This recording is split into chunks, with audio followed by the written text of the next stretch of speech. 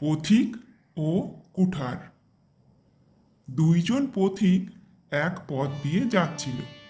তাদের মধ্যে একজন সামনে একটা কুঠার দেখে সঙ্গে সঙ্গে সেটিকে তুলে নিল এবং তার সঙ্গীকে বলল, দেখো ভাই, আমি কেমন সুন্দর একটা কুঠার পেয়েছি।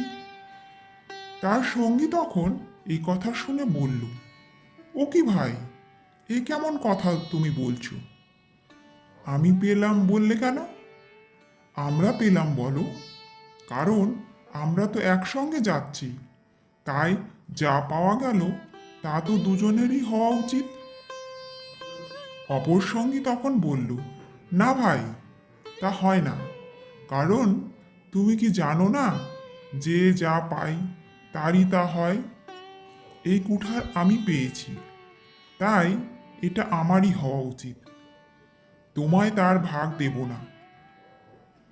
সঙ্গীটির কথা শুনে অপর সঙ্গী চুপ করে গেল।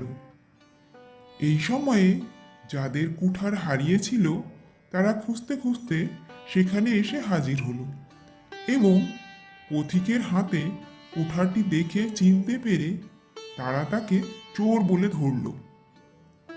তখন সে অপর সঙ্গীকে বলল, এখন আমরা মারা পড়লাম। এই কথা শুনে অপর সঙ্গী বলল, এখন আমরা মারা পড়লাম বলছো কেন?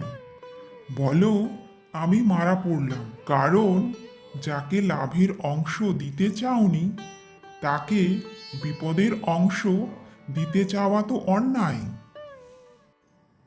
নীতি কথা, এই গল্পটি থেকে আমরা শিখলাম যে কোনো কিছুর লাভ যদি নিতে চাও তাহলে তার লোকসান নেওয়ার জন্য প্রস্তুত থাকতে হয়।